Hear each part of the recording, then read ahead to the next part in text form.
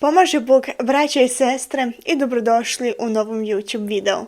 Moje ime je Hadži Teodora i u današnjem videu želim da pričam o Makedonskoj pravoslavnoj crkvi. Ova tema je stvarno komplikovana za objasniti, a i sama sam dugo istraživala o ovoj tematici da bi razumjela istoriju, što se to sve izdešavalo i na kraju činjenice koje su se dešavale prošle godine u toku Arhijerejskog sabora Srpske pravoslavne crkve. Kao što vi znate, prošle godine je Makedonska pravoslavna crkva dobila autokefalnost Srpske pravoslavne crkve. Mnogi su se radovali, neki se nisu radovali. Ja sam baš upravo u sredini jer ne znam tačno šta da mislim vezano za tu temu jer je stvarno komplikovano, ali ja sam pokušala da istražim koliko to meni god bilo moguće, da vam sa jednostavnim riječima objasnim šta se sve izdešavalo.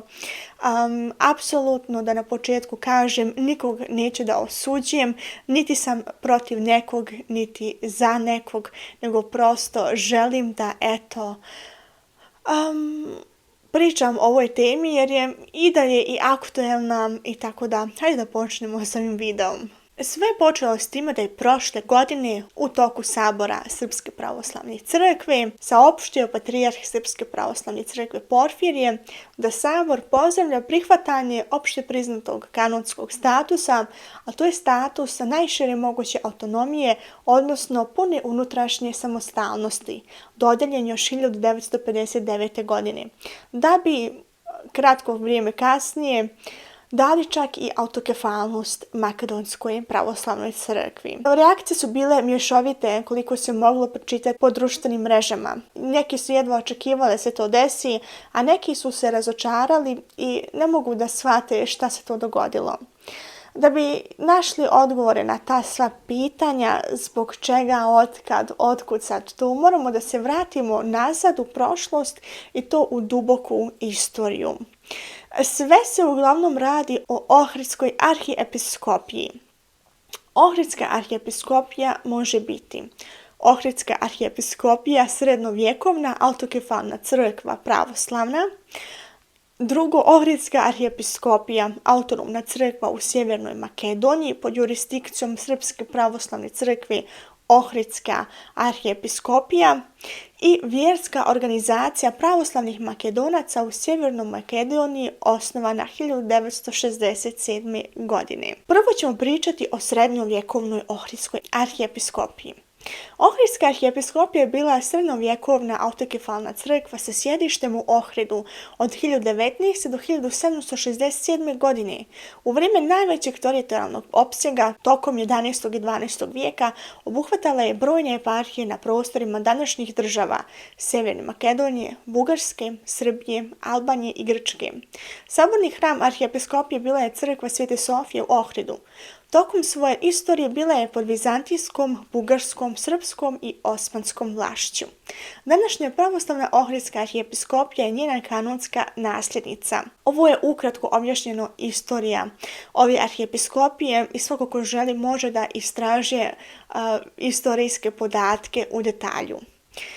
Sljedeće imamo Makedonsku pravoslavnu crkvu, Ohridska arhiepiskopija. Nakon oslobođenja Vardarske Makedonije od vjekovne turske vlasti i priključenja tog područja Kraljevini Srbiji, pokrenuti su zvanični pregovori sa Carigradskom patrijaršijom radi uključivanja tamošnjih eparhija u sastav Beogradske mitropolije. Pregovori su se morali zaustaviti zbog izbijanja Prvog svjetskog rata, a nakon rata su ponovo počeli pregovori i konačno da su se sporazumjeli o prenosu nadležnosti nad tamošnjim eparhijama sa Carigradske patrijaršije na Srpsku pravoslavnu crkvu, koja je 1920. godine obnovila svoje puno kanonsko jedinstvo u stepenu patrijaršije.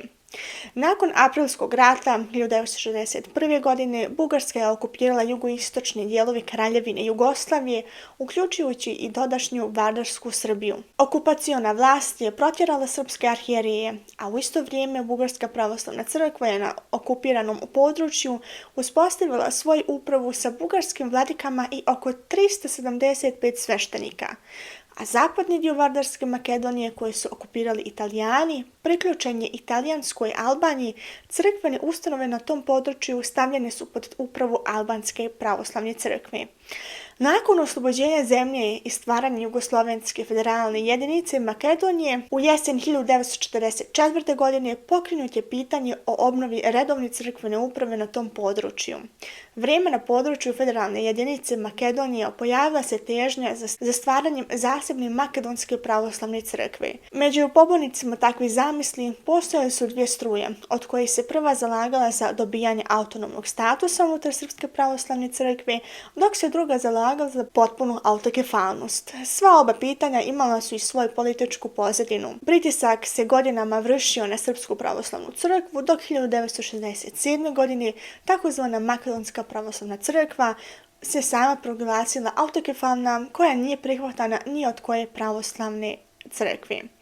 Tu počinje raskol, a 2002. godine su ponovo počeli razgovori vezano za taj raskol i u Niškom dogovoru postignut je dogovor da se prizna najšira crkvena autonomija eparhijama u Republici Makedoniji, a da zauzvrat Ohridska arhijepiskopija zadrži simbol i izbor poglavara pravoslavne crkve u Republici Makedoniji, koji potvrđuje patrijarh srpski. Prijedlog je samo prihvatio jedan dio makedonskih arhijerija, a zatim Sveti arhijerejski sabor Srpske pravoslavne crkve na svom redovnom majskom zasjedanju 2003.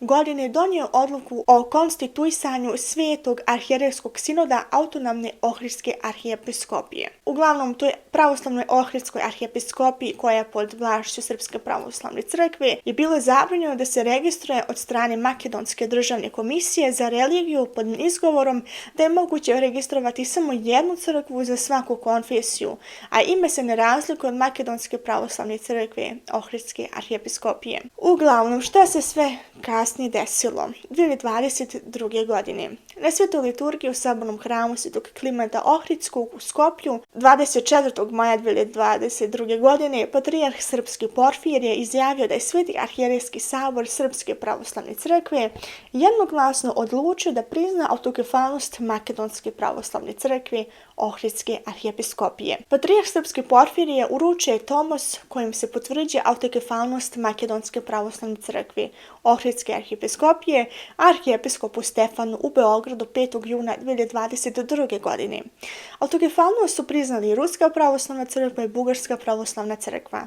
Carigradska patrijaršija nije potvrdila autokefalnost, već je na zajedničkoj molitvi Makedonske pravoslavne crkve dobila dokument o povratku u kanonski status. I tu se stvaraju sad mnogi nedumice, jer pod broj 1 imamo da se previše politika miješala u crkvena pitanja, jer je razlog ovom konfliktu politika, što se tiče istorije ovog cijelog konflikta. Pod drugom imamo Carigradsku patrijaršiju koja se previše miješa u druge autokefalne crkve.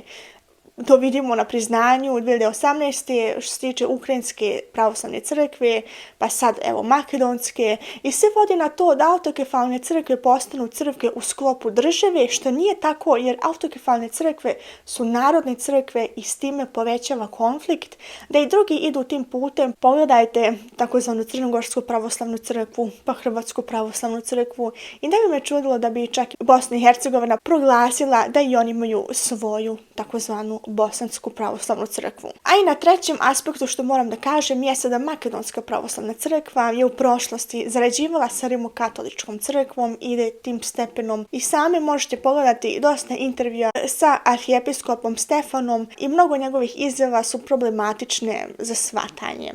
Ali to je druga tema sama za sebe. Što se tiče sad mog ličnog mišljenja, ovo je stvarno bilo veoma neočekivano za mene prošle godine kada sam saznala da će im dati autokefalnost. Jer inače mi nikad nije bilo tačno jasno taj konflikt što se tiče sa Makedonskom pravoslavnom crkvom, ali nekako se nisam usudila više da se informiše o toj tematici jer sam se smatrala da nisam još zrela da izučim upravo tu tematiku. I tako da sam i godinu dana sad skoro trebala dok ne shvatim ili dok moje istrage ne dođu do toga da shvatim o čemu se radi, kako je došlo do toga da se to sve izdešavalo. I na kraju da ponovo kažem, ja apsolutno nisam ni protiv nekoga, niti sam za neku odluku, nekako se smatram u sredini neutralna i apsolutno mi teško pada imati neko drugačije mišljenje nego kao što imam sada, ali mi je bilo oduvijek bitno da snimim video vezano za ovu tematiku, da makar malo prosvijetlim ovu temu, jer smatram da i mnogima nije jasno o čemu se tu tačno radi. Ja sam i sigurno da sam sigurno zaboravila i nešto da dodam u ovome videu, da sam i neke bitne informacije zaostavila, ali eto, inače bi ovaj video bio previše dugačak, a također zahtijevam od vas da u komentarima budete i vi neutralni i da ne širite nikakvu mržnju prema nikome. Ako imate pitanja, mogu vam uvijek savjetovati da odete kod vašeg sveštenika, jer on sigurno zna šta se to sve zbilo i on će vam moći odgovoriti na neka vaša pitanja. Vidjet ćemo šta će biti u budućnosti, kako će se ta tematika i dalje razvijati i da li će biti poboljšanje ili ogorčanje. Ne znam, vidjet ćemo. Uglavnom, mi se vidimo u sljedećem videu. S Bogom. Amin.